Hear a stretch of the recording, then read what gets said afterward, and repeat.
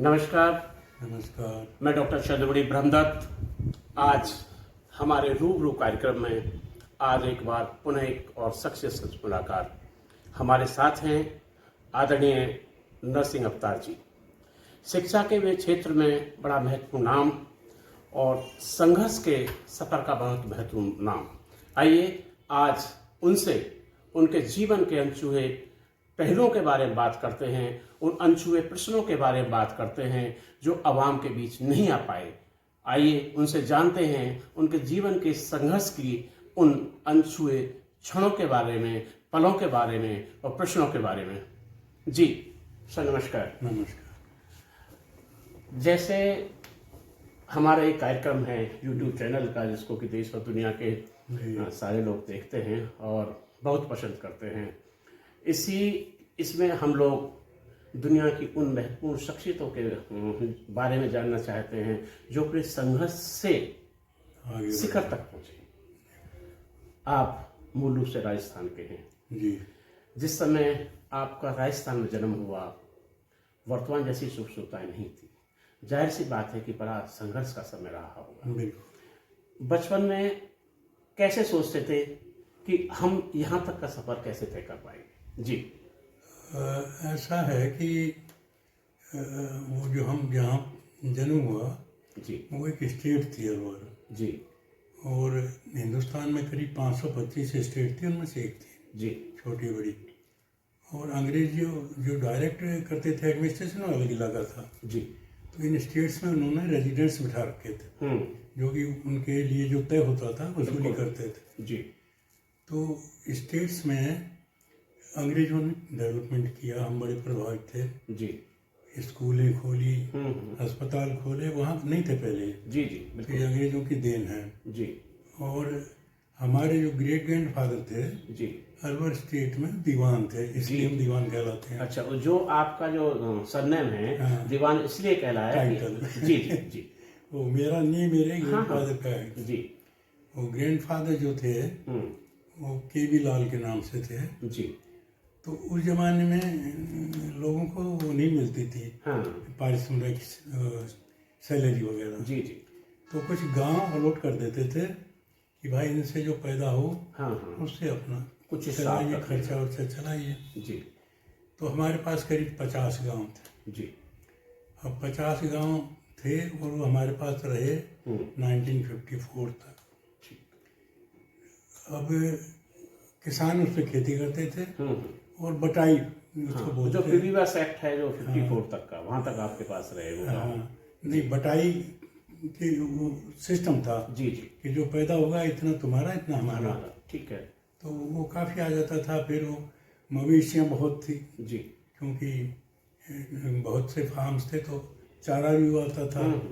और फिर उस जमाने में बेगार का भी था।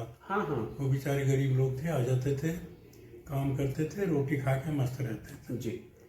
तो इस तरह से बचपन में चला। अब बचपन में चूँकि और लोगों से समृद्ध थे हम जी, तो जैसे हमको एक तो स्टेट की तरफ से मंजूर थे 5 हथियार, ठीक है, सुरक्षा के लिए। You can keep 5 weapons. जी जी। और बाकी हमारी प्रॉपर्टी थी, जैसे घोड़ा था एक वाइट, और बैल वगैरह, रथ होते थे उस जमाने में। जी जी। और भैली भी होती थी। भैली होती है छोटी जी, और रथ होता है वो बड़ा परिवहन के साधनों के तौर पर आप उस समय एक रथ होता था जी फैमिली में, क्योंकि जगह भी चाहिए रखने के लिए। जी, रथ खाना बहुत बड़ा होता था।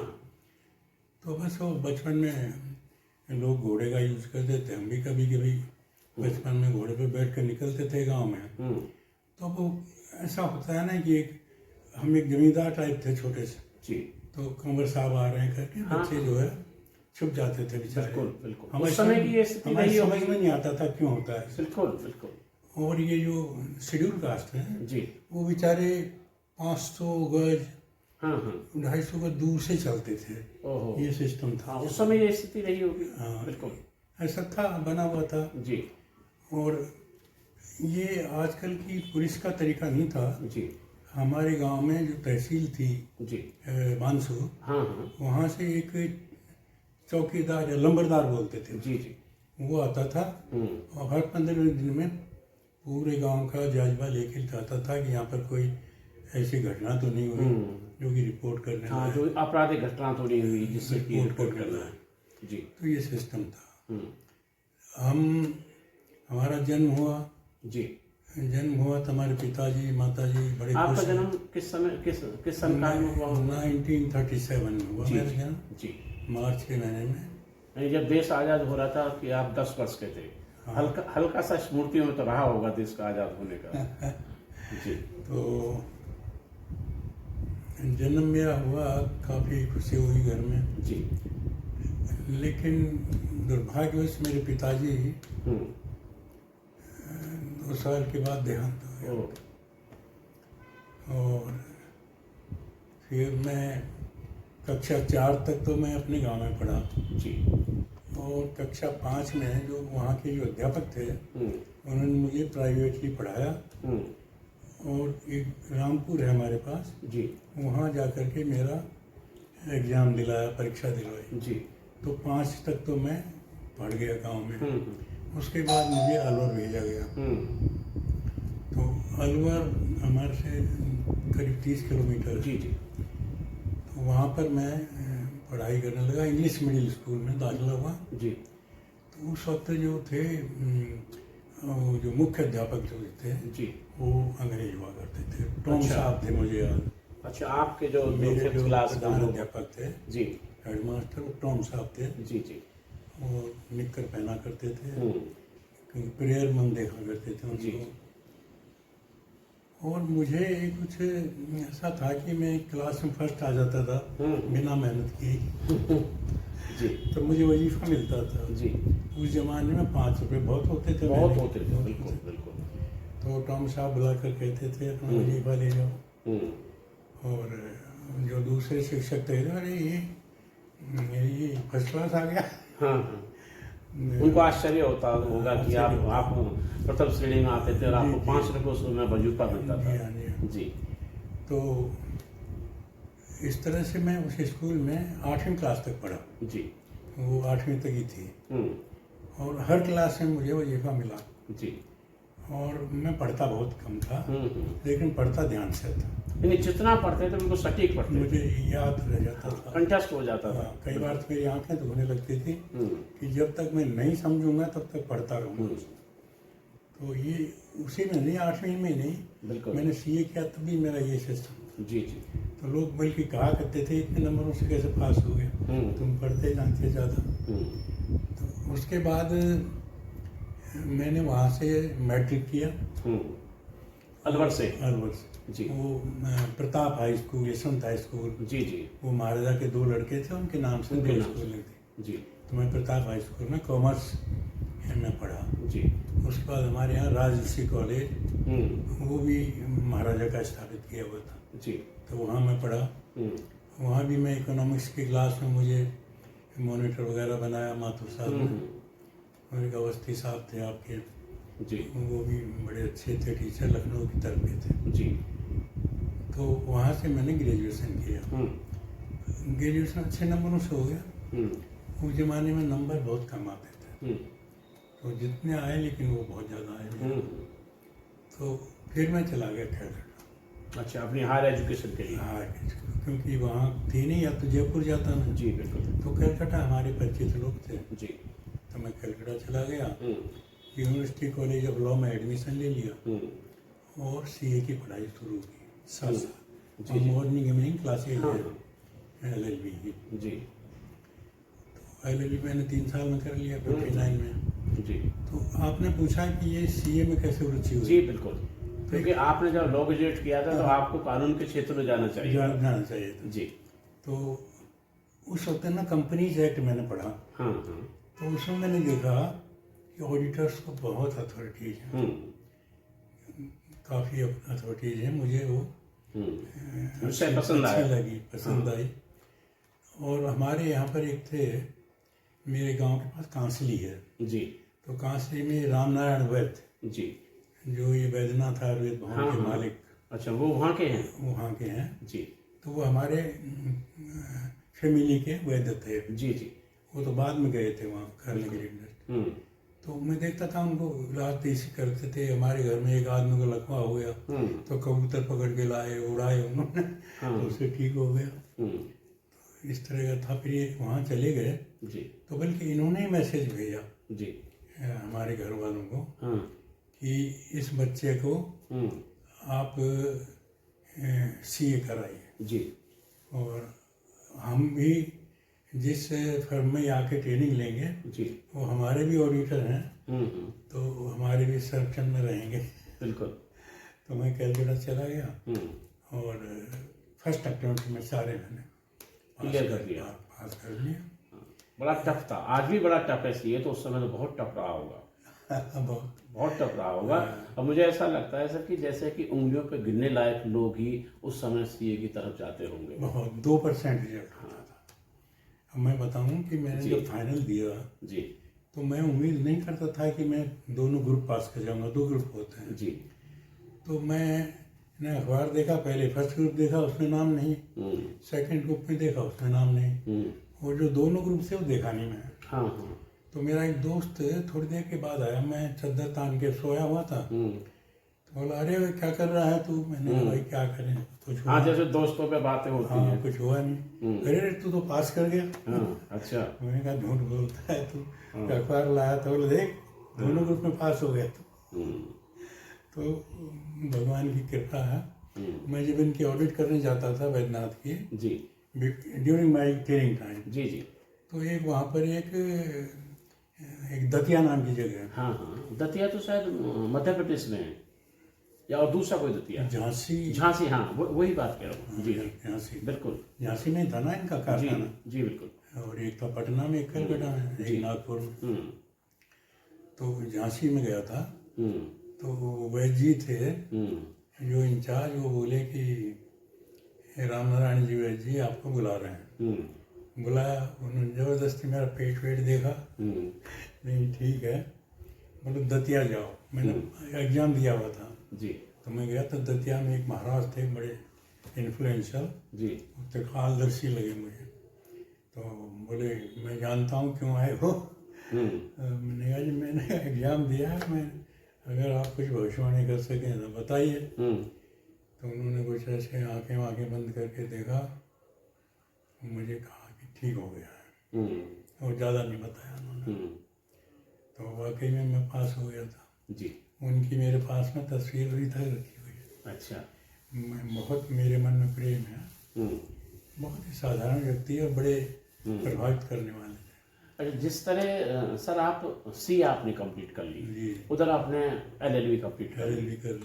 तो जिस तरह से कि आपका पारिवारिक रुझान था, जी। आपके पास, आपके पूर्वजों के पास उस समय 50 गांव थे, तो जाहिर सी चीज है कि आपको, जो मुझे ऐसा लगता है कि आपको भारतीय राजनीति में जाना चाहिए था। कभी झुकाव नहीं हुआ? कभी सोचा नहीं? झुकाव हुआ लेकिन साधन नहीं थे। अच्छा। फैमिली इग्नोर करनी पड़ती और डर लगता था कि सफल होंगे या नहीं। ये नहीं होंगे। नहीं तो बहुत राजनीतिज्ञों से संबंध रहा। और हमारा क्या हुआ कि मैं जब 17 साल का हुआ जी, तो 1954 में हमारे यहाँ एक थे चीफ मिनिस्टर राजस्थान में, सुघाड़िया, मोहनलाल सुखाड़िया, बड़े प्रसिद्ध चीफ मिनिस्टर रहे। 17 साल तक रहे। जी जी। उन्होंने ये एबोलिशन कर दिया। हमारा जो था वो सब गाँव खत्म हो गए, और वो किसान आने लगे कि साहब अब हमको ट्रांसफर कर दो। जी जी। कुछ खेती के वो जो पीवीआर एक्ट हुआ था, खेती के दाम भी बढ़ गए थे ना, पहले नहीं थे। तो हमने वो ट्रांसफर कर दिया, हमने वो नहीं की कि भाई तुम काम करो, ये करो। बिल्कुल, हमें जरूरत भी नहीं थी। तो मैं 17 साल का था, तो बोले कमर साहब 17 साल के हैं, ये लिख के देंगे तो कैसे लागू होगा। हमने कहा भाई जब 18 को हो जाए दोबारा करा लेना। हाँ, ऐसा कुछ मन में आपके में था नहीं कि भाई मुझे ठीक है, मैं मैनेज भी नहीं कर सकता। बिल्कुल बिल्कुल, क्योंकि मैं उस वातावरण में रहा ही नहीं, मैं तो बाहर चला गया। बिल्कुल बिल्कुल बिल्कुल। तो उसके बाद एक जार्डाइन हेंडरसन है कलकत्ते में, बड़ी कंपनी, जूट की कंपनी। कलकत्ता में जूट का बहुत व्यापार है, बड़ी मिलें हैं। जी जी। तो उनके यहाँ मैंने इंटरव्यू दिया, तो उन्होंने कहा कि हम आपको सेक्रेटरी बनाते हैं कंपनी का, और उस जमाने में जो तनख्वाह मिलती काफ़ी लगती थी। जी। तो मैं दोबारा गया, उन्होंने बुलाया मुझे, तो बोला आप तो सीए भी कर रहे हैं, छोड़ के चले जाएंगे। मैंने कहा मैं लिख के नहीं दे सकता, मेरा क्या भविष्य है, क्या लिखा है मेरे भाग्य में, बिल्कुल जब तक मैं कर सकता हूँ जब तक करूँगा। तो उन्होंने मुझे नहीं रखा। तो मैं कोई बात नहीं। फिर हम इसमें लग गए सीए की ट्रेनिंग में। तो पूरा बंगाल घूमने को मिला, और बंगाल में साधन नहीं है, तो कई जगह तो पालकी में ले जाते थे ऑडिट कराने के लिए। जैसे वो एक नाम भूल गया मैं, समुद्र के किनारे जगह थी, मालदा। हाँ, मालदा। तो बंगाली जो हैं बड़े अच्छे लोग हैं, बिल्कुल काफ़ी सेवा करते हैं। और एक उत्तर से आदमी आया है, इसके लिए ये बनवाओ वो बनवाओ। बड़ा प्रेम, और उस समय तो वैसे ही बड़ा प्रेम था, बड़ा बड़ा प्रेम था, सर्व समाज में बड़ा प्रेम था। सर, जिस तरह से अभी हम चूंकि आपके साक्षात्कार में आगे चल रहे हैं, जैसा कि आप चर्चा कर रहे थे, मेरी कई मुलाकातों में आपसे चर्चा है, तो आपने कहा कि आपने भारत के प्रधानमंत्री, प्रथम प्रधानमंत्री पंडित नेहरू जी को बिल्कुल ऐसे आप उनसे रूबरू हुए। वो क्या वाकया था जिसमें आप पंडित नेहरू जी से ऐसे रूबरू हुए?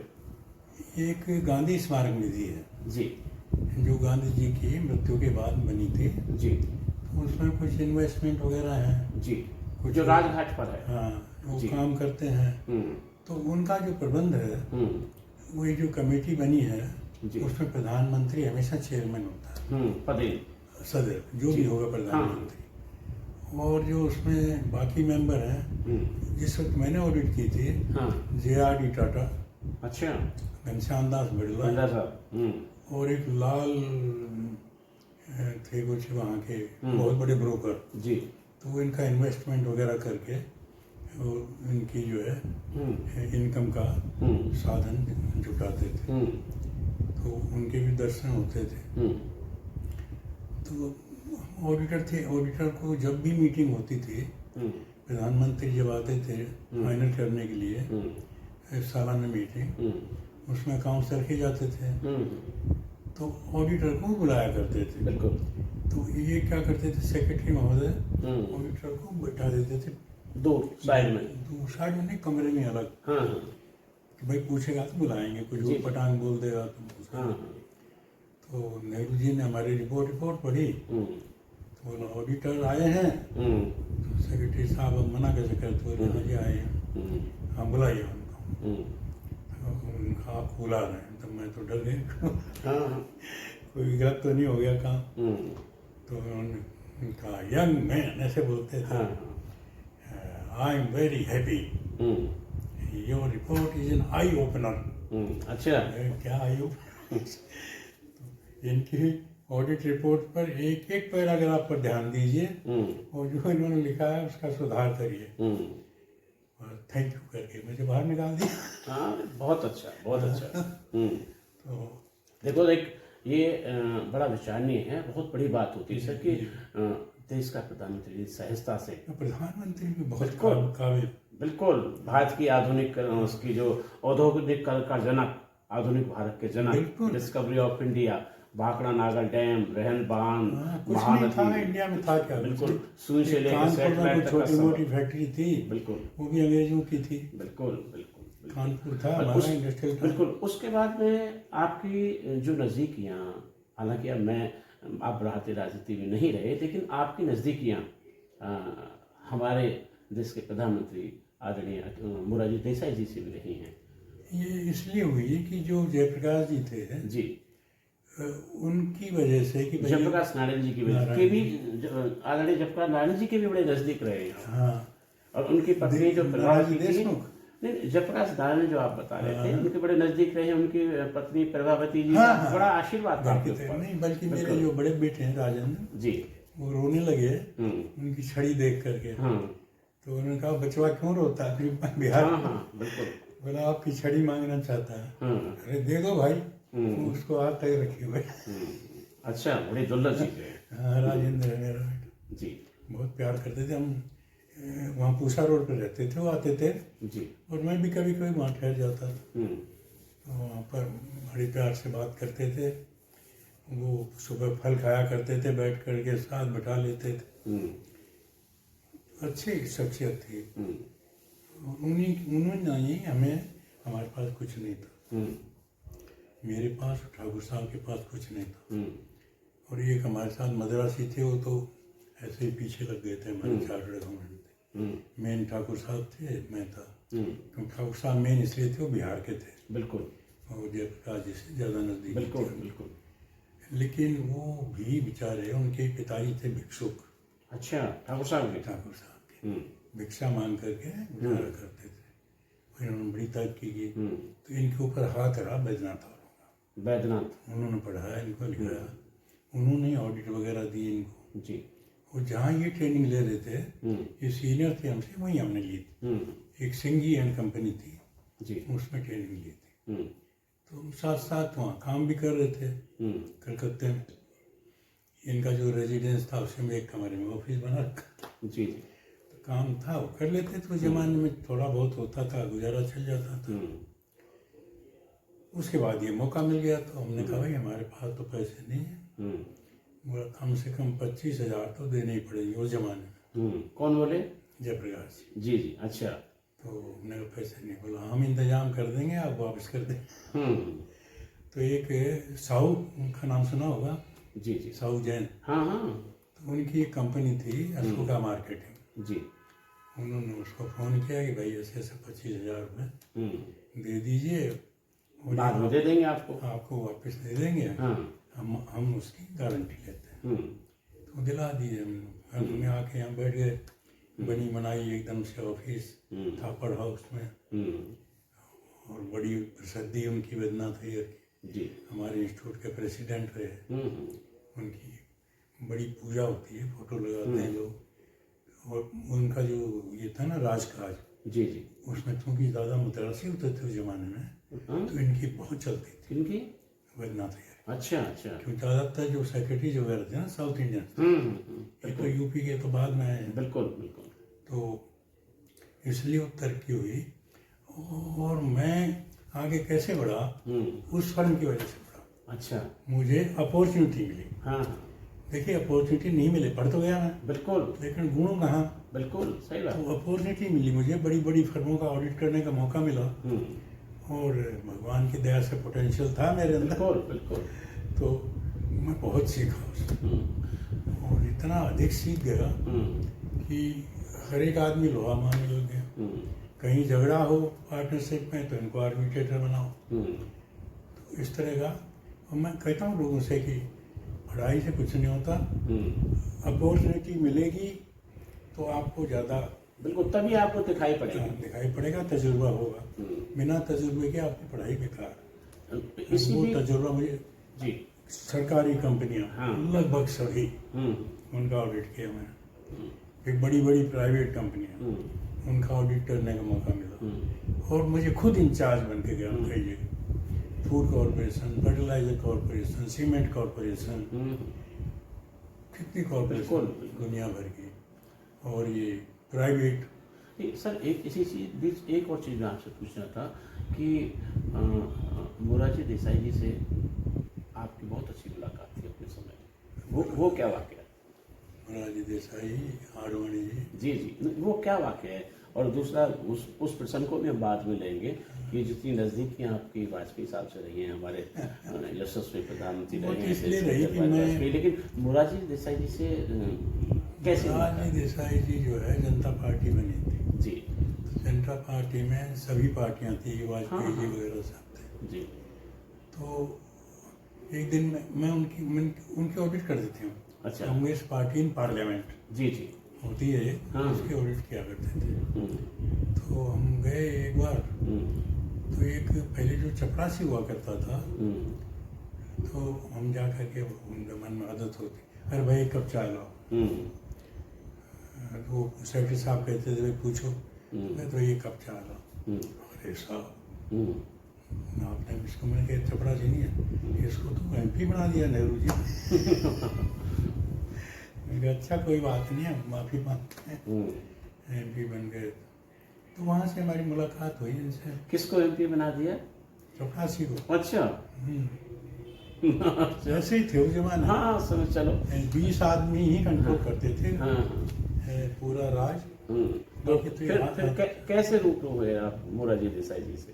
मोरारजी कैसे प्रभावित देसाई थे? से रूबरू इसलिए हुई है कि वो IAS ऑफिसर है जी और उनको अपनी IAS अफसरी पे बड़ा नाज है कि मैं बहुत काबिल हूँ। ICS थे मेरे ख्याल से, जी जी उस जमाने में IAS हाँ। था, ICS थे। तो उस सिलसिले में कोई ऑडिट थी जिसके वो प्रधान थे। जी तो उस वक्त मेरी मुलाकात हुई इनसे, मेरी मनमोहन सिंह से मुलाकात हुई इसी तरह से।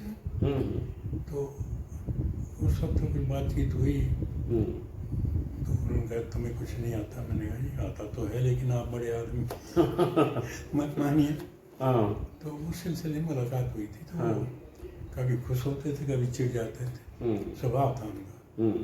तो वो एक बार गांधी स्मारक निधि में आए तो मुझे बड़ा आश्चर्य हुआ उनकी बात सुन के। प्राइम मिनिस्टर ऑफ इंडिया, लोगों ने कहा साहब ये लोग खाली नहीं करते, रिटायर हो गए। तो कहते हैं मैं सब जानता हूँ, ये झंझट अच्छी तरह से वाकिफ हूँ, आप इनका बोरिया बिस्तरा फेंक दीजिए। यानी उनका जो आप जो उस समय जो वहाँ एम्प्लॉय जो रिटायर्ड हो जाते थे उनका ये कहना था कि भाई ये इनको जो वहाँ के जो घर हैं या क्वार्टर्स हैं वो खाली नहीं करते। खाली नहीं करते। अच्छा उस जो एग्जिस्टिंग थे सेक्रेटरी वगैरह वो शिकायत करते बिल्कुल कि जी खाली नहीं कर रहे। खाली नहीं कर रहे, हमने केस किया हुआ है। तो देसाई जी क्या कहते थे? वो कहता मैं अच्छी तरह जानता हूँ, केसों के बारे में बड़े लंबे चलते हैं, तुम उनका उठा करके सामान फेंक दो, बाहर रख दो।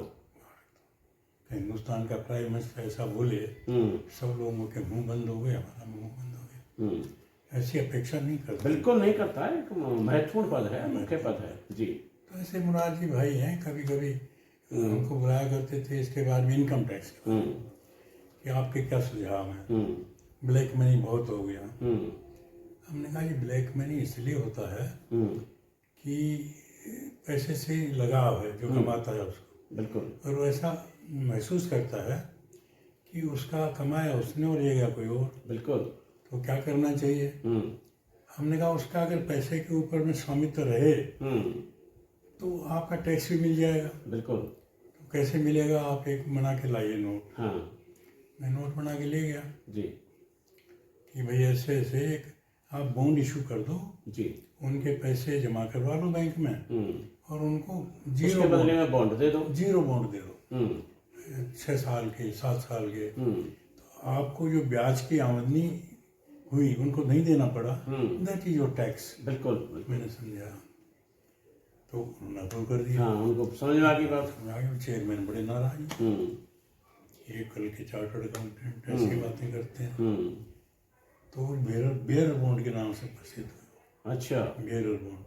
और तो बड़ा बड़ा प्रसिद्ध हुआ था ये जो आप बात सब ये जो कह रहे बेयर बॉन्ड जी हाँ, वाला। जी हाँ। अच्छा, ये जो वो था, ये जो काम था ये आपका दिया हुआ था? हाँ, मेरे से बहुत सजेशन मांगते थे जी जी। और सेक्रेटरी बड़े नाराज होते थे कि तुम कौन हो सजेशन देने वाले। हमने कहा यार हम मानो, हमसे मांगते तो हम दे रहे हैं, नहीं मांगे तुम हम मत नहीं मानो, देंगे। तुम कह दो मिनिस्टर से गलत बिल्कुल, सजेशन। सही बात है। हाँ, तो सजेशन हम देते थे, तो हम कारगर सजेशन देते थे तो उसको वो करते थे। कई सजेशन दिए जो इम्प्लीमेंट किए उन्होंने। बिल्कुल बिल्कुल बिल्कुल। अब हमारे ये थे एक चिदम्बरम साहब, हाँ, पीछे दोनों ये साइड। नहीं पी चिदम्बरम जी इसके सेंट्रल बोर्ड के जी चेयरमैन, जी। बहुत साल आदमी। मैं जब चेयरमैन था इंस्टीट्यूट का, हाँ, आप तो जो हमारा सीए का जो इंस्टीट्यूट है दिल्ली का उसके भी चेयरमैन रहे हैं। मैं चेयरमैन, आप चेयरमैन जी रहे? जी जी तो उस वक्त वो चेयरमैन थे CBDT के। जी जी। तो उनका मेरे यहाँ आना जाना होता था। तो मैंने उनको कहा, एक प्रोविजन था इनकम टैक्स में कि कमिश्नर को अथॉरिटी है कि जिस कंपनी में उनको डाउट है इसके अकाउंट ठीक नहीं है वो हमसे ऑडिट करवा लें, चार्टर्ड अकाउंटेंट लोगों से। जी तो मैं एज ए चेयरमैन चाहता था मेरे लोगों को काम मिले कुछ। बिल्कुल। तो चिदम्बरम साहब ने कहा मैं सर्कुलर कितने भी इशू कर दूं, कमिश्नर का काम है वो माने ना माने, तो मैं क्या करना चाहिए? तो उन्होंने मुझे एडवाइस किया, you request for compulsory audit. अच्छा, ये उनका सुझाव था। हाँ। तो मैंने कंपल्सरी ऑडिट के लिए लेटर दे दिया कि we are prepared to do, और उसमें हम अपनी पूरी जिम्मेवारी लेंगे कि जो हमने ऑडिट करके दिया है वो ठीक है। तो उन्होंने प्रेस कॉन्फ्रेंस की, मेरे को बुलाया। तो हमारे ऑल इंडिया प्रेसिडेंट भी होते हैं, जी बड़े नाराज हो गए हम्म, कि आप अलग अलग काम कर रहे हैं, हमें पता ही नहीं, hmm, you transfer it to me. Hmm, मैंने कहा मुझे तो काम से मतलब है, यू टेक द क्रेडिट। जी जी बिल्कुल। तो उन्होंने एक प्रेस कॉन्फ्रेंस बुलाई, मुझे, मैं भी गया, वो भी गए, चिदानंद साहब के वहाँ डिक्लेयर हो गया हम्म, कि अगले बजट में हम ये हम्म, प्रावधान कर देंगे। प्रावधान गए थे। तो उस जमाने में फीसें कम थी, 500 रुपये, 1000 रुपये, जी। लेकिन लोगों को काम मिला। लेकिन जब आप जो हमारा ये सीए का जो इंस्टीट्यूट है आईटीयू पर दिल्ली में, उसके जब आप चेयरमैन थे तो आपने एक बहुत क्रांतिकारी फैसला लिया। आपने उस समय हिंदी भाषा को मान्यता दे दी। हिंदी भाषा को मान्यता दी। वो वाक्य क्या है? वो वाकया है कि हमारे यहाँ कुछ लोगों ने जी ये पॉइंट रेज किया जी। कि जो हम हिंदी भाषी लोग हैं, मसलन बिहार के, बिहार, राजस्थान उत्तर के, प्रदेश या राजस्थान उत्तर के प्रदेश, कि हम उसमें ज़्यादा अच्छा काम कर सकते हैं, जवाब दे सकते हैं बिल्कुल परीक्षा में, और हम फेल हो जाते हैं इंग्लिश की वजह से, जी। तो हमें मौका दिया जाए। तो उन्होंने एक ऑप्शन हाँ भेजी चेयरमैन के पास, जी। सबके पास, चार्टर्ड अकाउंटेंट। तो मेरी ऑप्शन थी कि भाई जो हिंदी चाहता है उसको हिंदी दो, जी। जो अंग्रेजी चाहता है अंग्रेजी दो। तो कुछ लोग मेरे से झगड़ने बैठ गए। अब जाहिर सी बात है, किसी भी क्षेत्र में जब क्रांतिकारी बदलाव होगा तो विरोध तो होगा ही। कहते हैं आप चाहते हैं कि वो तरक्की ना करें, आपका कंपटीशन नहीं है उनसे, आप अंग्रेजी में पढ़े हुए हैं, वो हिंदी में पढ़े हुए हैं, तो आप अपने स्वार्थ की वजह से कह रहे हैं ऐसा। मैंने कहा स्वार्थ नहीं है, आप उनसे पूछ लीजिए। बिल्कुल। तो उन्होंने कहा जी कि हम तो हिंदी बेल्ट में ही काम करना चाहते हैं, बिल्कुल बिल्कुल। हमारी कोई ऐसी इच्छा नहीं कि पूरे हिंदुस्तान में काम करें या हम बिलायत जाके काम करें। बिल्कुल। तो हमें क्यों नहीं, आप हम बार बार फेल हो जाते तो कहीं जा सकेंगे। बिल्कुल सही बात। तो फिर कई लोगों ने क्रिटिसाइज भी किया कि ये है जिसने हिंदी करवा। यानी आप एक क्रांतिकारी कदम ले, जो हिंदी भाषी क्षेत्रों के जो हमारे युवा थे उस समय के, उनको सीए के लिए भी आगे बढ़ने का प्रेरित किया। और इसका बड़ा, एक तरफ तो बड़ा विरोध हुआ होगा, एक तरफ जिन लोगों को इसका लाभ मिला होगा उन्होंने आपको बहुत हार्दिक संवेदनाएं या शुभकामनाएं दी होंगी। विरोध उन लोगों ने किया जो इंग्लिश स्पीकिंग थे जी, कि अगर ये हिंदी में देंगे परीक्षा जी, तो ये हमारे कंपटीशन में आ जाएंगे, हाँ, बन जाएंगे चार्टर्ड। बिल्कुल बिल्कुल। और ये बात तो कहते नहीं थे अपने हाँ, हाँ, में, लेकिन वो खाली ये कहते थे कि ये बेचारे प्रोग्रेस नहीं कर पाएंगे। बिल्कुल बिल्कुल। वो पॉलिटिकल होता है ना एक, बिल्कुल बिल्कुल होता है, शब्दावली यूज करते हैं। बिल्कुल। तो फिर काफी लोगों ने कहा इसने हिंदी करवाई है, मैं करवाई। अच्छा, दूसरा सर, एक चीज, चूंकि अब हम उसी क्रम में चल रहे हैं, एक चीज आपसे बड़ा बेबाकी के साथ पूछना चाह रहा हूँ कि आप हमारे देश के प्रधानमंत्री आदरणीय अटल बिहारी वाजपेयी जी के बड़े नजदीक रहे। मैं चाहूंगा कि कुछ संस्मरण या कुछ ऐसा कुछ हो जिससे कि हमारे यूट्यूब चैनल के दर्शक आपके और उनके संबंधों के बारे में जान सके। संबंध ऐसे हुए कि मैं भी आरएसएस में था जी, और इसलिए था कि मैं व्यायाम पसंद करता था जी, और उनका जो राष्ट्रभक्ति थी वो मुझे अच्छी लगती थी, तो शाखा में जाया करता था जी। तो वाजपेयी जी भी किसी की शाखा में आया करते थे और अपना भाषण दिया करते थे। तो मैं कुछ प्रश्न पूछ लेता था तो वो फिर थोड़े प्रभावित होते थे। एक बार मैंने कहा कि आप जोर शोर से हिंदी के बारे में क्यों नहीं बोलते हैं? कहता है मैं बोल तो दूंगा लेकिन लोग पसंद नहीं करेंगे। बिल्कुल, दक्षिण में विरोध हो जाएगा, नॉर्थ ईस्ट में विरोध हो जाएगा जी। तो इस तरह से वो जब तक कुछ बने नहीं थे तब तक काफी लोगों से चर्चा करते थे, और हम चूंकि जाया करते थे तो हम बोलते थे तो हमसे भी चर्चा करते थे, और नर्सिंग के नाम से बुलाते थे, हाँ तो क्या समस्या है। बिल्कुल बिल्कुल बिल्कुल। तो ऐसे था उनका, और क्या। तो बड़ी आपकी बड़ी मुलाकात है डिफेंस कॉलोनी में उनसे, वाजपेयी साहब से डिफेंस कॉलोनी में बड़ी मुलाकात है जी। डिफेंस कॉलोनी में मुलाकात कई साल हो गए, बिल्कुल, जबकि वो कोई खास पद पे नहीं थे, पार्लियामेंट में थे जी जी। उस वक्त मुलाकात हुई थी, और हम चाहते थे कि ये कुछ बोलें, तो उन्होंने हमें कहा कि मैं इस तरह से जोर डाल के नहीं बोल सकता, हिंदी के बारे में वो खिलाफ हो जाएंगे। हाँ, एक पक्ष खिलाफ हो जाएगा।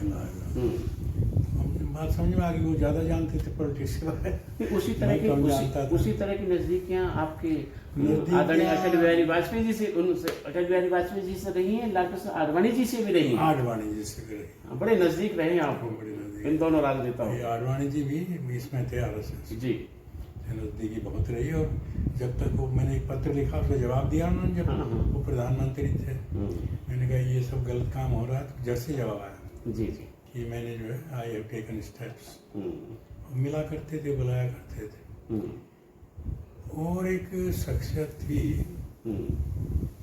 मैं बताऊं आपको, जिससे मैं मिला करता था। केदारनाथ साहनी जी, हैं? केदारनाथ साहनी साहनी जी, जी हमारे यहाँ आते थे। बिल्कुल। केदारनाथ साहनी वही जी, बड़े विजय सहज, कुमार मल्होत्रा साहब बड़े सहज और सरल। बड़े सहज। बिल्कुल। इनसे काफ़ी मुलाकात होती है। हमारे यहाँ एक लूथर नाम के व्यक्ति थे, जी। वो भी झुकाव था इनका, बल्कि कर्मठ बिल्कुल। एक तरह से होते स्वयं सेवक। हम्म, तो जब वो इंदिरा जी ने पकड़ दगड़ की थी, तो सब यहाँ आकर, 1975 में। हाँ, तो यहाँ आके सोया करते थे। हम्म। अच्छा, उसमें आपकी क्या टिप्पणी 1975 की इमरजेंसी में? नहीं, वो एक गलत स्टेप था जी। कि इंदिरा जी जो थी, हम्म, वो नेहरू जी की तरह नहीं थी। जी। नेहरू जी ज्यादा उदार थे, ज़्यादा उदार भी थे, ज़्यादा सक्षम भी थे। सक्षम भी थे। लेकिन ये इंदिरा जी जो थी, चूँकि उनके साथ घूमा करती थी, जी तो उनको विदेश में लोगों से बातचीत करने का अनुभव था। जी। उन्होंने अच्छा ट्रेन किया था इनको। हम्म, लेकिन ये जो है कुछ ज़्यादा ही कट्टर स्वभाव की हो गई, हम्म। और ऐसा लगने लगा कि मैं ही हूँ, मैं ही बनी रहूँ हमेशा इंडिया प्रधानमंत्री। India is Indira, Indira is India. वो थे जो इनके चापलूस थे, कुछ बोला करते थे, कामराज वगैरह। तो ये थे, इसमें शक्ति जरूर थी, डिसीजन लेती थी, लेकिन स्नब कर देती थी लोगों को। वो निक्सन से इसकी काफ़ी अच्छा। खटपट हुई थी। जो तो अमेरिका के राष्ट्रपति रहे। उन्होंने अनाज वगैरह भेजना बंद कर दिया था। हाँ। तो ये जाया करती थी वहाँ। तो एक बार निक्सन से मुलाकात थी, तो मैं विदेश मंत्रालय में, हमारे मित्र थे जगत मेहता जी, विदेश सचिव जी जी। तो उन्होंने किसी काम से बुलाया था। तो वहाँ पर वो पूरा सिस्टम होता है, एक आदमी पकड़ के अंदर ले जाता है। हाँ। तो ले जाके बैठा, बातचीत हो रही थी, इतनी देर में ही उनके मन में आई, इंदिरा जी जा रहे हैं अमेरिका, आई शुड ब्रीफ हर। मैं अभी आता हूँ मिस्टर अवतार, जरा इंदिरा जी को ब्रीफ करके। तत्कालीन विदेश सचिव जगत मेहता जी बोले। जगत मेहता जी। जी। हमने कहा जाइए साहब, मैं तो बैठा हूँ। हाँ। आए 15 मिनट में वापस आ गए, मुंह उतरा हुआ। मैं क्या हुआ? कहते हैं यार मैं तो गया था उनको ब्रीफ करने के लिए, और उन्होंने मुझे फटकार दिया कि I know more than you, I don't need your advice. अच्छा। मैंने कहा भाई वो नहीं चाहती तो आप नाराज क्यों हैं? बिल्कुल। आप तो गवर्नमेंट के नुमाइंदा हैं। तो इस तरह से मौका मिला मुझे। चेयरमैन इंस्टीट्यूट इसके CBDT, बहुत चेयरमैन जिनसे मुलाकात हुई। एक थे जगदीश चंद, 6 फुट लंबे, तगड़े मोटे। तो एक बार हड़ताल कर दी वकीलों ने जी। किसी वकील से किसी ITO का झगड़ा हो गया, पैसे वैसे। हाँ। तो वो झगड़ा मारपीट हो गई जी। Central revenue building. तो उन्होंने हड़ताल कर दी। तो मैं उस वक्त चेयरमैन था इंस्टीट्यूट का। जी।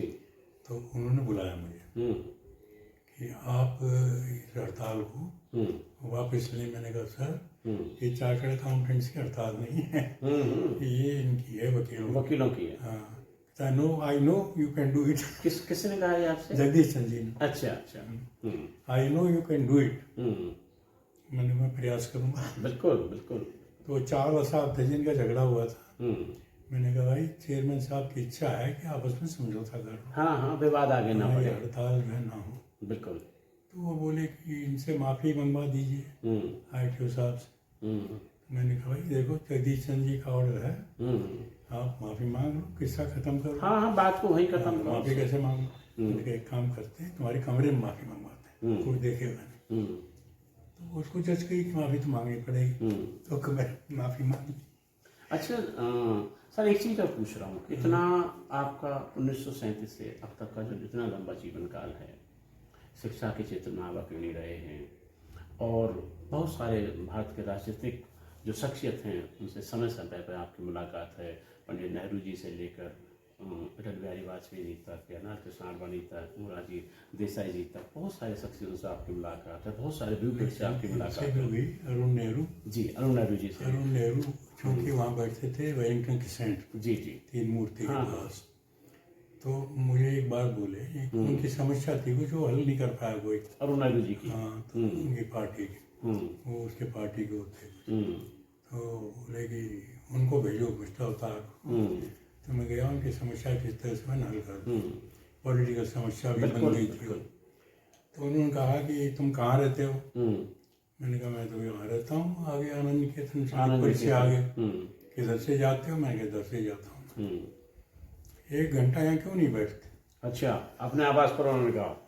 हाँ, यहाँ मेरे ऑफिस में बैठो 1 घंटा, जब भी जाओ 6 बजे जाओ, 5 बजे जाओ, 6:30 बजे जाओ, 1 घंटा लगा के जाओ। मैंने कहा मैं यहाँ बैठ के क्या करूँगा? नहीं बैठो, कुछ काम जरूर होगा। जबरदस्ती उठाया। अब बिठाया तो मैं जानता नहीं राजनीति के बारे में कुछ। राजनीति जानते तो राजनीति में होते ना। हाँ, होता नहीं, मैं जानना चाहता नहीं था। बिल्कुल। कई लोग वाले गए कांग्रेस के दफ्तर में, मैं फंसना नहीं चाहता था, क्योंकि वो एक बार धकेल दो फिर क्या करें। तो वहाँ बैठना पड़ा 1-1 घंटे अरुण नेहरू जी के पास में। अब ऐसी ऐसी शख्सियत आए उनके पास, HKL भगत, हाँ, लेफ्टिनेंट गवर्नर ऑफ दिल्ली, जी जी, ये अपने तिवाड़ी जी, कर्मठ कांग्रेस के, एनडी तिवारी, यूपी वाले एनडी तिवारी जी। अब वो उनको मेरे पास भेज दें, अरुण नेहरू, कि जाइए उनसे मिल लीजिए, अपनी समस्या बताइए। मैं उनको पहचानता नहीं था, खाली अखबारों में शक्ल देखता था। तो आकर के खड़े हो जाते सामने, फिर एक आदमी आता पीछे से, मिस्टर अवतार क्या बात है, ये खड़े हैं, आप बैठने को भी नहीं कह रहे। फिर मैं खड़ा होकर कहता सर बैठिए, मैं पहचान नहीं पाया। तो वो समस्या मेरे से हल करते थे, तो मैं बता देता जितना मुझे, हाँ, जितना संभव था जिस तरह से हल। तो वो बड़े प्रभावित थे, लेफ्टिनेंट गवर्नर। अच्छा, वो यहाँ रहते थे बसंत विहार में जी, काफ़ी पे बुलाना करना शुरू किया। अच्छा, वहाँ पर राजीव गांधी जाया करते थे अक्सर, इंदिरा जी थी उस वक्त जी। तो राजीव गांधी जाते थे, तो पायलट थे, हाँ, और वो पुराने जमाने का कोई हवाई जहाज चलाते थे यहाँ से लखनऊ। तो उनसे मेरी मुलाकात कराई। अच्छा, नेहरू ने, क्योंकि नेहरू का चचेरा भाई लगता था। बिल्कुल, हाँ, रिलेशन में है। हाँ, बड़े उनके पतले पतले हाथ थे। मिस्टर अवतार, आई एम वेरी हैप्पी, कोई काम हो तो बताना। तो मैंने एक कॉन्फ्रेंस की थी, मैंने कहा राजीव जी आप इसको उद्घाटन कर दीजिए। कब है? मैंने कहा 20 अगस्त को है। उनका जन्मदिन ही होता है 20 अगस्त को। ये कहा उन्होंने, मेरा जन्मदिन है। मैंने कहा वही डिक्टरी में आ जाइएगा। उसमें आएंगे। फिर आए? अच्छा, आए, और फिर उद्घाटन इन्होंने किया। ये जो है ना, ये सालवे का बाप हरीश का, एनकेबी सालवे स्टील मिनिस्टर थे और चार्टर्ड अकाउंटेंट। बिल्कुल बिल्कुल। तो मैं जब गया तो बल्कि दरवाजे पर आए, मैंने कहा सर, बोलो भाई चार्टर्ड अकाउंटेंट हमारे लिए मित्र होता है। नहीं, पहले जो आप भी जानते हैं, आपका अनुभव है कि पहले जो राजनीतिक जो लोग थे बड़े थोड़ा सा सरल थे, अपेक्षाकृत। आज की स्थिति आप देख रहे हैं, हालांकि मैं किसी को व्यक्तिगत टिप्पणी नहीं कर रहा हूँ, लेकिन अपेक्षाकृत पहले जो पॉलिटिशियन थे बड़े सरल और उदार, बड़े सरल थे और स्पष्ट थे। हाँ, बड़े स्पष्ट थे, कुछ भी चीज़ें हाँ या ना। अच्छा, मैं इसी बीच एक सवाल और सर आपसे पूछना चाह रहा हूँ कि इतने लंबे जीवन काल में और इतनी शख्सियतों से आप राजनीतिक, गैर राजनीतिक और ब्यूरोक्रेसी में आप रूबरू हुए, आप भारतीय राजनीति के किस शख्सियत से सबसे ज़्यादा प्रभावित हैं? सबसे ज़्यादा अभी तक मैं प्रभावित हूँ वाजपेयी जी से। अटल बिहारी वाजपेयी जी। और ये अब जो प्रेजेंट है मोदी जी। जी जी। क्योंकि ये एकदम से पक्कड़ है, लेना देना कुछ नहीं, अपने भाइयों को भी कुछ नहीं उन्होंने बनाया, वो अपना काम करते हैं, माता जी भी अपना काम करती हैं। तो ऐसे आदमी देखने में कम होते हैं और डिसीजन कड़े से डिसीजन लेते हैं। वाजपेयी जी से? वाजपेयी जी कहा करते थे कि मुझे सामंजस्य रखना, ये उनसे कठोर है। जी जी। तो अब जैसे अभी मैंने देखा अखबार में कि जिसकी हम वकालत किया करते थे कि करना चाहिए, हाँ वो कॉमन सिविल कोड, बिल्कुल बिल्कुल। वो मैंने सुना तैयार हो रहा है कि उससे लोग आपस में एक समता आएगी उनमें। बिल्कुल। अच्छा, दूसरी चीज़ जो मुझे महसूस होती है, नेहरू जी ने जो गलत काम किया कि लिंग्विस्टिक प्रोविंस बना दिए। अच्छा। तो उनमें लोगों को क्या फीलिंग हो गई कि मैं राजस्थानी हूँ, हाँ मैं बिहारी हूँ, बिल्कुल। मैं मद्रासी हूँ। इसका ना भौगोलिक अगर डिवीजन करते तो ज़्यादा तो बेहतर लोग होता। ज़्यादा अच्छी तरह से मिलते। जी। अब ये अलग अलग सोचते हैं लोग। तो खैर, जो हो गया हो गया। अब उसमें सुधार, जो जितना सुधार हो जाए उतना बाहर ज़्यादा होने बेहतर की है। गुंजाइश। अच्छा, दूसरा सर एक चीज़ और आपके कि एक चीज़ और ब्यूरोक्रेट से मुलाकात नहीं पूछी। बिल्कुल भी पूछ रहा हूँ, मैं वही पूछ रहा हूँ, मैंने आपसे बड़े बड़े ब्यूरोक्रेट। हाँ जी जी, कि जी बताएं। मैं बताऊँ, एल.के. झा, अच्छा। रिजर्व बैंक के गवर्नर, हाँ हाँ और बाद में वो बने जे.के. के गवर्नर। जी वो हमसे परामर्श लिया करते थे जी। और आते थे और बहुत ही तारीफ करते थे। हम्म वो ठाकुर साहब हमारे सीनियर पार्टनर थे। हम्म कहते थे मिस्टर अवतार खान, मैं उनसे बात करूँगा। हम्म तो आते थे, बड़े खुश होते थे। हम्म और मैं जो कहता था तो कहते थे जो आप नहीं जानते हो मैं जानता हूँ, मैं नहीं जानता हूँ आप जानते हो। एक हमारे थे chief election commissioner mister Sundaram. हाँ हाँ, सुंदरम जी। सुंदरम शायद 90 के आसपास की शायद बात रही, जहाँ तक मुझे ध्यान है। 90। एक्यूरेट वो तो आया मैं नहीं हूँ। करते थे, हाँ। वो बड़े प्रभावित थे। फिर इमरजेंसी में एक मिनिस्टर थे, रघुरमैया, हाँ हाँ। मेरे खास दोस्त थे। अच्छा, रमैया साहब। रमैया साहब के घर आना जाना था। उनकी वाइफ जो है ना, ऑल इंडिया वीमेन कॉन्फ्रेंस की चेयरमैन थी। तो एक बार क्या हुआ कि इमरजेंसी में मेरे से गलती हो गई कुछ जी कि मेरा स्वास्थ्य अच्छा था उस जमाने में। जी। तो मैं गाड़ी चला रहा था, पीछे से एक 3 व्हीलर ने टक्कर मार दी। जी। पता नहीं क्रोध आ गया मुझे। हाँ हाँ। मैंने गाड़ी रोकी, और उसको मैंने उतार के बाहर किया। मैंने कहा तुझे दिखाई नहीं देता, तेरा लाइसेंस दिखा।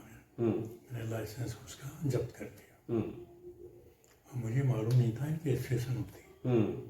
तो स्टेशन में जाके मेरी गाड़ी का नंबर दे दिया, रिपोर्ट कर दी जी। और वो मेरे पीछे लग गए पुलिस वाले। पुलिस वाले पीछे लग गए तो मैंने रामैया साहब को कहा। वो मेहता उस वक्त डिप्टी होम मिनिस्टर थे। पहले तो तूने इमरजेंसी में क्या कर दिया। अच्छा, मेहता साहब बोल। अच्छा, वो डिप्टी चीफ होम मिनिस्टर से बात की उस समय, मेहता साहब। नहीं, वो खुद की उन्होंने। अच्छा। वो मेहता, अच्छा मैं कुछ करता हूँ जी। उनका। वो मेहता से ऐसे ऐसे भाई, वो ये इनोसेंट चार्टर्ड अकाउंटेंट करती हुई हमारे अच्छी तरह से जानते हैं, आई कैन सर्टिफाई। क्रोध आ गया होगा, कर दिया।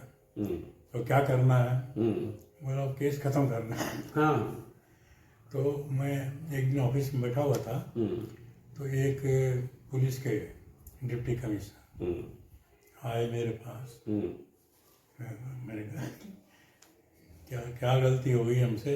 मैंने कहा नहीं सर, आपसे क्या गलती होगी, गलती मेरे से हुई है, मैं गया जी। तो कैसे उसको ख़त्म करें। मैंने कहा भाई ख़त्म था, आप जाने कैसे करें। आपको एक बार मेरे पास आना पड़ेगा डिफेंस कॉलोनी थाने में। जी। मैंने कहा आ जाऊँगा। तो उन्होंने टाइम दिया, मैं चला गया। तो उन्होंने जो आदमी इन्वेस्टिगेट कर रहा था वो उसको बुला कर डांटा, पुलिस की भाषा में गालियाँ। हाँ, जो भी तुम आदमी नहीं देखते, ये वो है, कहाँ है रिपोर्ट, लाओ इसको फाड़ के फेंको। किया वही किया, फाड़ के फेंक दिया। हाँ, वो तो नॉर्मल सी है चीज़ थी वो तो, लेकिन उस समय पीछा पीछा छूट गया तो गलती हो गई मेरे से। तो एक मेरे पास थे जगमोहन जी। जगमोहन जी, बड़ा बेहतरीन नाम आपने मिला। दिल्ली के चीफ मिनिस्टर थे उस वक्त, और वो नॉमिनेट हो गए थे J&K के लेफ्टिनेंट गवर्नर। हाँ। तो मुझे कुछ ज़मीन चाहिए थी मेरे इंस्टीट्यूट के लिए। और उनके दामाद मेरे दोस्त थे कपूर। मैंने कपूर से कहा भाई अपने ससुर जी से सिफारिश कर दो। उस वक्त लॉ एंड ऑर्डर की बड़ी प्रॉब्लम थी। बिल्कुल। तो लेकर के कमेटी में हमेशा बैठे रहा करते थे। तो बोला मैं अपॉइंटमेंट कर देता हूँ, पूछ करके उन्होंने अपॉइंटमेंट कर दिया। मैं उस सेक्रेटरी को साथ ले गया। तो वो उनका जो था पीए, बोला आपको मालूम नहीं है लॉ एंड ऑर्डर डिस्कस हो रहा है? मैंने भाई मुझे कुछ मालूम नहीं, मुझे भेजा गया है। बिल्कुल, आप मेरा कार्ड दे दीजिए, अगर वो कहें कि मैं बुलाएंगे तो आ जाऊंगा, नहीं तो बैठे तो बैठूंगा, तो कहीं अभी फुर्सत नहीं, मैं चला जाऊंगा। सही। कार्ड दिया, मैंने कहा उनको अलग कमरे में बिठाओ। जमुन साहब बोले। हाँ, तो अलग कमरे में बिठा। फिर वो थोड़ी देर में मीटिंग को छोड़कर बीच में आ गए कि मैं अभी आता हूँ। मैंने बोले क्या चाहिए? मैंने कहा जी मुझे चाहिए, मेरी इंस्टीट्यूट की बिल्डिंग नहीं है, रीजनल काउंसिल की, तो मुझे कुछ ज़मीन चाहिए। तो आपको मालूम है कहाँ लेनी ज़मीन? मैंने कहा मैं ज़मीन के बारे में नहीं जानता। बिल्कुल। तो बोला I know, these are 3 plots which I can allot to you right now. उससे फाइल मंगवाई, क्योंकि वो मैसेज बिल्कुल गया हुआ था, तैयारी करके बैठे थे। You are a chartered accountant, you know nothing about land, ये अच्छे प्लॉट हैं, तीनों ले लीजिए आप, और मैं अभी अलॉट करता हूँ। फाइल मंगवाई मैंने, कर दीजिए, अलॉट कर दीजिए। 3 प्लॉट 800 गज के इतने के, इसमें ये जमुना पार है क्या, कटकटुमा के पास। जी जी, हमें अलॉट हो गए। आज हम बहुत भव्य ऑफिस बना हुआ। वो आपका प्रयास है? मेरा प्रयास है, रजिस्ट्री मेरे हाथ की है। बिल्कुल। जिस तरह से आपने शिक्षा में बेहतरीन काम किया कि सी इंस्टीट्यूट में, जिस तरह से आप बता रहे हैं आपके प्रयासों से ये और जो रीजनल इंस्टीट्यूट उनके लिए जमीन अलॉट हुई, और उस समय के जो आप बता रहे हैं जगमोहन जी, उनका बड़ा सहयोग रहा। इसी तरह आपने अपने मूल गांव में बेटियों के लिए अपने मूल गांव में 12th तक का स्कूल खोला है। वो विचार कैसे मन में आया कि आप देखिए आप रहते दिल्ली हैं? वो एक कहानी है जी। जब मैं प्रताप हाई स्कूल में था तो मेरे टीचर थे नेपाल से, तंवर जी, और अंग्रेज जैसी शक्ल थी उनकी, लाल चिट एकदम से। तो वो इंस्पेक्टर ऑफ स्कूल्स बन गए थे जी। और उस वक्त मैं दिल्ली में प्रैक्टिस कर रहा था। तो किसी ने बताया कि उनकी हवेली वगैरह आजकल वो आते नहीं है, बहुत जायदाद है काफ़ी बड़ी, तो स्कूल के लिए आप उनसे मांग लीजिए। तो उनका मेरे पास में फ़ोन आया कि हम ऐसे ऐसे गए थे, आपके गांव का सर्वेक्षण किया था और कोई जगह नहीं मिली, आपकी जगह काफ़ी है, वो 1.5-2 बीघा ज़मीन है जिसमें मकान बना हुआ है, तो मकान आप दे दीजिए जी, और उसमें कुछ बना सकें तो बनवा दीजिए, नहीं तो बन जाएगा धीरे धीरे जी। तो उस वक्त थी हमारी स्कूल प्राइमरी जी, प्राइमरी को मिडिल स्कूल बनवाने के लिए मेरा मकान चाहते थे जी। तो मैंने कहा ले लीजिए। तो मेरे परिवार में 3 शाखाएं हैं। मेरे जो पिताजी हैं 3 भाई हैं जी, तो तीनों से राय लेनी पड़ेगी और 2 जो हैं उनसे जी, उनका ले लीजिए। मैंने उनसे पूछा, बोला भाई साहब आप जैसा चाहें करें। मेरे ताऊ जी तो थे, उनको बैठा दिया लोगों ने गांव में कि आपने इतने परिश्रम से लोगों ने बनाई लंबी छोड़ी हवेली, और ये नर्सिंग तो ज्यादातर हो रहे हैं, आजकल के ज़माने का है, इसको क्या पता ये क्या धरोहर है। तो मैंने कहा ताऊ जी ये हम तो चले जाएंगे, आप कब तक आएंगे? बिल्कुल, जब तक जीवित हैं तब तक आएंगे। बिल्कुल।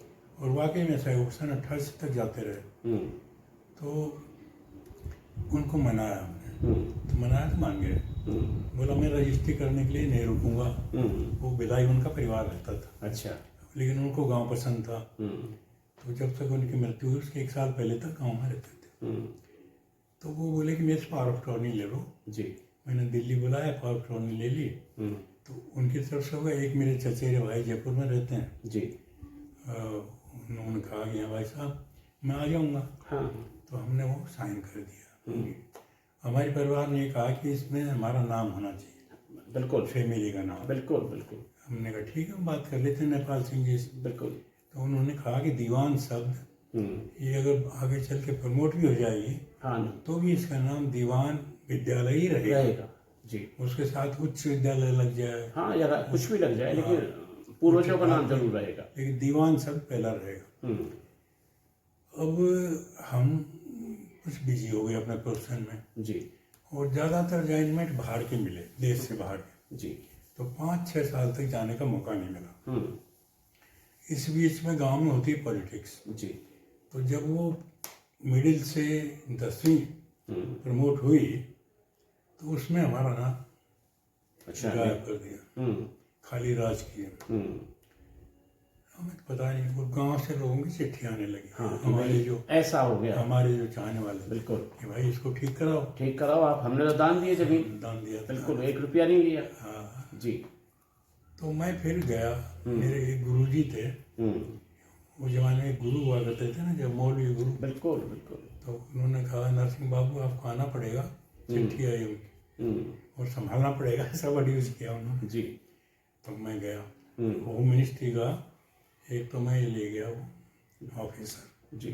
और एक ले गया मैं चपड़ासी। हम्म। वो भी अच्छा था, जी। मतलब पुलिसमैन था। हाँ हाँ। तो उसको मैंने हथौड़ी लेकर गया, क्योंकि वो हमारी 5 दुकानें थी जिन पे ताले लगा लिए लोगों ने। अच्छा। हम तो जाते नहीं थे। हम्म। और ये स्कूल था जिसका नाम बदल दिया। तो मैं पहुंचा तो उसके बक्के रह गए, कहाँ से आ गया। हाँ हाँ, स्वाभाविक सी बात है। और वो मेरे साथ में होम मिनिस्ट्री का आदमी और एक कांस्टेबल। तो उन्होंने कहा क्या करना है ये। मैंने कहा देखो भाई, नाम तो वही रहेगा मेरे पास में, बिल्कुल एग्रीमेंट है उस समय का, इसीलिए हमने दान दिया, हमने कुछ लिया थोड़ी है। हाँ, परिवार को मनाया था। बिल्कुल। तो बोला जी हाँ ठीक है, हम प्रपोजल भेज देते हैं। प्रपोजल भेजा, एग्रीमेंट की कॉपी भेजी, वहाँ से ऑर्डर आ गया कि इसका नाम दीवान ही रहना चाहिए, राज के हटा दो। बिल्कुल। तो लेकिन हमारे जो थे वहाँ पर उस वक्त जो प्रधान अध्यापक थे, वो कहने लगे कि दीवान साहब, दीवान बात यह है कि दीवान तो हम लगा देंगे, लेकिन हम जहाँ जाते हैं वो लोग कहते हैं प्राइवेट स्कूल है, तुम क्यों आए हो हमारे पास जी लेने के लिए ग्रांट वगैरह। तो हम क्या कहें उनको। बिल्कुल। तो बोले आपका ऑर्डर तो आ गया, मुझे इम्प्लीमेंट करना है, लेकिन ये प्रॉब्लम हो जाएगी। बिल्कुल। तो क्या सुझाव है, कहता है दीवान राजकीय करवा दीजिए। तो मैं करवा दीजिए, कहते हैं कंसेंट दे दीजिए। हाँ हाँ। मैंने कंसेंट दे दी। जी। तो दीवान राजकीय के नाम से ही है वो। तो वो मिडिल स्कूल था, वो बाद में हो गया था मैट्रिक। तो जब मैं गया तो बोला, वो बेटियां आकर के बोलने लगी बाबा साहब, छोटी छोटी बेटियां, बाबा साहब हम कहाँ जाएं पढ़ने, बांसुर इधर उधर हम नहीं जा सकते। जी। साइकिल तो दी है गवर्नमेंट ने, लेकिन दूरी ज्यादा है, रास्ते में लोग बहुत होते हैं, रास्ते हैं, सुरक्षा है, बहुत सारी चीजें। तो पहले मैंने सुझाव दिया कि एक वैन लगा देते हैं तुम्हारे, बोले नहीं, ये शिफ्ट करवाइए। फिर मैं इसके पीछे लग गया। जी।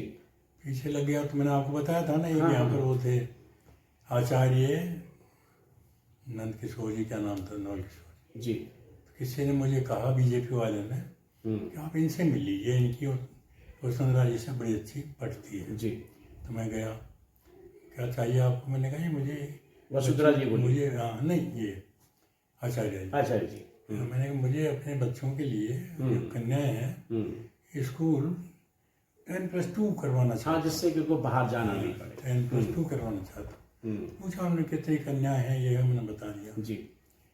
और तो बोले ऐसा करिए आपको जाना पड़ेगा। जाएंगे, उसी वक्त बात की वसुंधरा जी से, ऐसे ऐसे कन्याओं का विद्यालय है और एक आए हैं शख्स, इनका काम करना है बेटी। बेटी बोले, मैंने सोचा हो जाएगा काम। हाँ। तो उन्होंने कहा कि आप तो किसी को जानते नहीं राज में, तो मैं अपना आदमी भेजता हूँ। जी। नहीं तो आपको तो उनसे मिलने नहीं दिया जाएगा। बिल्कुल बिल्कुल। तो उसने मुझे ले जा करके मिलवाया वसुंधरा जी से, और फाइल वाइल हम ले गए थे एप्लीकेशन बनाकर, उनको दे दी मैंने। तो उन्होंने पढ़ी, मेरे से 2-4 सवाल पूछे, कितनी लड़कियां हैं, क्या हैं। जी। तो उन्होंने आपका क्या रोल है। मैंने कहा मैंने तो एक ट्रस्ट बना रखा, जो सहायता हो सकती है बच्चों की करता हूँ। बड़ी अच्छी बात है। उन्होंने कहा कि मैं बहुत खुश हूँ, आचार्य जी ने बड़ी तारीफ की है, अभी इसको सैंक्शन करते हैं।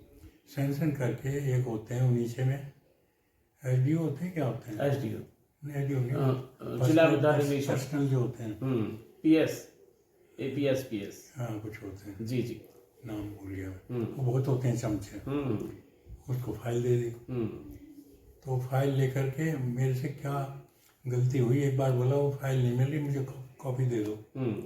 मैं कॉपी दे आया, तो जो असल फाइल थी वो छुपा दी जी जी। और कॉपी को लेके बैठ गया कि आपके तो है नहीं मेरे पास, फाइल नहीं आई। नहीं है।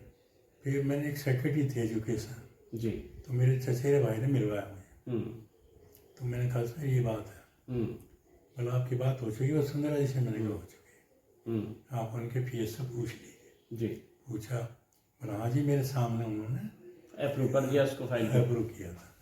और पुराने ओसीडी ओएसडी के पास पड़ी है। तो ओएसडी के पास गए, बोला नहीं फिर सैंक्शन ही नहीं है। तो मैंने कहा आप चलिए वसुंधरा जी के पास। उन्होंने जो साइन करके दी थी वो फाइल कहाँ गई है? तो आपने मेरे से ली थी को? बिल्कुल। तो फिर जो है बोला नहीं नहीं मैं करवा दूँगा, आप शिकायत मत करिए। अब उसने क्या किया जी कि लिस्ट निकलती है, पहली लिस्ट में नाम नहीं हमारा, दूसरे में नहीं। बिल्कुल। तो हमें चिंता हो गई कि अब तो फाइनल निकलने वाली है। हम दोबारा मिले, दोबारा मिले तो बहुत डांटा उसको, इनका नाम इसमें आना चाहिए। तो वो आ गया और हमने उसका उद्घाटन भी करवा दिया, भंडारा वंडारा करवा दिया और बड़ी अच्छी तरह से स्कूल चलने लगा, बच्चे पढ़ रहे हैं। तो उसमें हमसे हमारी हवेली के सामने जो था ना, वो जमाने में जमींदारों टाइप का था जी। लोग आगे बैठ के, ढेला होता है बड़ा, खाट से ऊंचा, चबूतरा वाला जिस पर बैठ, नहीं खाट की तरह ऊंचा होता है जी, उसको ढेला बोलते हैं। वो बना देता था, लोग आकर के बैठ गए अपने, वो प्याज और रोटी लाते थे अपने, खा ली, बैठ गए, पानी मांग लिया, हमारे यहाँ से वो ले लिया। तो वो एक बना हुआ था। तो वो जब स्कूल बन गया तो बोले इसको आप आगे से पक्का बनवा दीजिए। तो मैंने वहाँ 2 कमरे दोनों तरफ बनवा दिए, बीच में रास्ता बनवा दिया। फिर एक दूसरी तरफ वो खुला रह गया, मैदान खुला रह गया। तो बोले साहब इसको कैसे करें? तो उन्होंने प्रस्ताव पास किया, पंचायत ने, स्कूल ने, कि उनसे निवेदन किया जाए बनवा दें। तो वो मैंने हॉल बनवा दिया उधर। हॉल नहीं था कोई जी जी, और मीटिंग वगैरह होती थी, मास्टर बाहर से आते थे, उनकी गोष्ठी होती थी। तो मैंने कहा आर्किटेक्ट से इसमें बीच में कॉलम नहीं होना चाहिए। बोला लोहा ज़्यादा लगेगा, महंगा लग गया। और इसमें अगर कभी जूडो वगैरह खेला जाए बिल्कुल हॉल टाइप का, तो उसकी चौड़ाई जितनी वो जूडो वाला मांगता है उतनी होनी चाहिए। बोला कम से कम सर 35 फुट करनी पड़ेगी, और बिना उसके तो बहुत इसमें लोहा लग जाएगा। मैंने कहा लगा लो। अर्बन डिस्ट्रिक्ट में नंबर 1। अच्छा। और उसमें एक कॉलम भी नहीं है, बाथरूम साथ में, और बाहर की तरफ में बच्चों के बाथरूम, बहुत बढ़िया बन गया। कई उसमें संगोष्ठी हुई, हर संगोष्ठी में मुझे बुलाया गया। डिस्ट्रिक्ट एजुकेशन ऑफिसर हुआ करते थे जी, बुलाते थे, बड़ा सम्मान करते थे, चादर वगैरह पहनाते थे, और उसी की वो भेजा करते थे वहाँ पर डिटेल बनाकर जी। तो वहाँ से मेरे पास पत्र आता था, राजकीय भामाशाह सम्मान। तो 2 बार दिया मुझे उन्होंने, राजस्थान सरकार का, और शिक्षा के क्षेत्र में। सर जिस तरह से आप सारी चीज़ों की, जैसे हमने सारी चीज़ों के आपसे बारे में बात की, आपकी शैक्षणिकता के बारे में बात की, आपके संघर्ष के बारे में बात की, आपके जो ताल्लुकात हैं भारतीय राजनीति के जो लोगों से बात की, ब्यूरोक्रेसी के लोगों से बात की, आपके सीए के सफ़र की बात की, बहुत सारी चीज़ों पर आपसे चर्चा की क्रमवार। लेकिन अब मेरा एक चीज़ और पूछना आपसे चाहता हूँ कि जीवन में ऐसा कौन सा सपना है जो अधूरा रह गया, क्या करना चाहते हैं? जीवन में सपना है, वो साकार नहीं हो सकता, लेकिन फिर भी ऐसा एक सपना होता है कि अगर मैं ये और कर सकता, जैसे आपने बड़ा महत्वपूर्ण काम किया, अपने मूल गांव में अपनी जमीन को दान करके पीटीओ के लिए 12th का स्कूल बना दिया। आपने अपने, जब आप चेयरमैन थे सीए इंस्टीट्यूट के, तो आपने अपने कार्यकाल में जमीन अलर्ट मौका मिला। तो ऐसा एक सपना होता है कि अगर और कुछ मौका मिलता तो मैं और कुछ करता। ऐसा क्या सपना था मुझे कि अगर आजकल के पॉलिटिशियन मुझे बुला करके और मुझे मौका देते राय देने का, तो मैं बहुत कुछ उनको राय दे सकता था जी। जैसे कि ये जो अलग अलग धर्म है जी, ये धर्म प्राइवेट होने चाहिए और उनको गवर्नमेंट के लेवल पे महत्व नहीं मिलना चाहिए। क्योंकि मैं कई देशों में आया घूम के, तो जैसे चाइना में जी उनका बहुत दूर एक मंदिर होता है, हर गांव में हर शहर में नहीं होता। इसी तरह ना हमारे यहाँ जगह जगह सड़क पे पटरी बिल्कुल पे बिल्कुल दुनिया भर के धर्मस्थल बन जाते हैं। मस्जिद गुरुद्वारे, तो ये लोगों को एक ट्रेन करना चाहिए था जो गवर्नमेंट कर नहीं पाई। तो उसमें ना अलग अलग पंथ हो गए जी। कोई अपना आप को सिख कहता है, कोई अपना आप को मुस्लिम कहता है, कोई अपना आप को हिंदू कहता है, कोई पारसी कहता है। तो ये एक तरह का फीलिंग, इंडियन की फीलिंग नहीं है। आप ये कहना चाहते हैं कि अगर आप होते या आपका ये सपना है या मेरे से कोई राय लेता, आपसे कोई राय लेता कि ऐसा होता कि हम सभी का जो धर्म है भारतीय होता, वास्तविक रूप से भारतीय होता, ये जो और धर्म है जिसमें आज जो कुछ देश और दुनिया में हम देख रहे हैं ये चीजें नहीं होती, ये नहीं है जी। तो एक ये था जी और दूसरा ये था कि डिमांड सप्लाई के बीच में जी संतुलन रहना चाहिए। जी जी पॉपुलेशन पे आपको कंट्रोल करते नहीं जी और आपके साधन सीमित हैं जी, उन्हीं को बढ़ाने की कोशिश करते रहते हैं। जी बिल्कुल। लेकिन कब तक बढ़ाएंगे? कब तक बढ़ाएंगे? बिल्कुल। तो एक पॉपुलेशन के बारे में जो पढ़े लिखे लोग हैं वो तो खुद ही करने बिल्कुल लगे। बिल्कुल।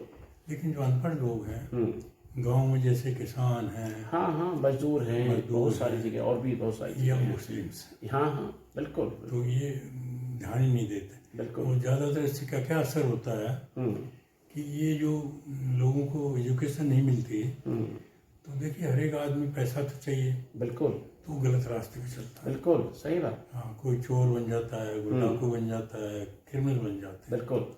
तो इसको रोकने के लिए शिक्षा की बड़ी ज़रूरत है और डिमांड सप्लाई में गैप करने के लिए पॉपुलेशन कंट्रोल होना चाहिए। कॉमन सिविल लॉ, जी अच्छा, वाजपेयी जी की हिम्मत नहीं हुई, मोदी जी ने अभी कोई कमेटी बनाई। हाँ, आप समर्थक हैं उस कमेटी के? कॉमन सिविल लॉ होना चाहिए, बिल्कुल। अलग अलग क्यों होना चाहिए? तलाक मैं लेना चाहता हूँ तो मैं चाहे हिंदू हूँ, मुसलमान हूँ, समान समान एक नियम कानून होना चाहिए। हाँ, राष्ट्र में जब सारे एक देशवासी हैं तो उनके लिए कोई भी नियम समान रूप से होना चाहिए, ऐसा आप कह रहे हैं। इसलिए दंड संहिता, हाँ हाँ वो शरीयत क्यों होनी चाहिए? बिल्कुल एक हमारा पिनल कोड होना चाहिए, बिल्कुल क्रिमिनल कोड होना बिल्कुल। चाहिए, जब सब पे लागू होना जब चाहिए। भारतीय संविधान है तो भारतीय संविधान ही तभी होना उनमें चाहिए। ना भारतीयता की भावना आएगी। बिल्कुल बिल्कुल। अभी कहते थे वो इसी साहब मैं भी भारतीय हूँ, लेकिन ये कहने की बात है। बिल्कुल बिल्कुल बिल्कुल। मानता नहीं। साथियों, अभी हमारे साथ थे प्रख्यात शिक्षाविद और बड़े ही सरल और सहृदय आदरणीय नरसिंह अवतार जी। आपने अभी उनको सुना, बहुत सारे अनछुए पहलुओं पर उनसे बात हुई, बहुत सारे अनछुए प्रश्नों पर उनसे बात हुई और बड़ी ही बेबाकी से उन्होंने उन प्रश्नों को का जवाब दिया और अपनी जो राय है बड़ी बेबाकी से दी। अपने भारत के राजनीतिक शख्सियत के साथ अपने संबंधों का खुलासा किया, अपने ब्यूरोक्रेट्स के साथ संबंधों का खुलासा किया और अपने जीवन संघर्ष के बारे में खुलासा किया। साथियों, आज के इस साक्षात्कार में बस इतना ही। कल किसी और अन्य शख्सियत के साथ एक बार पुनः आपसे मुलाकात होगी।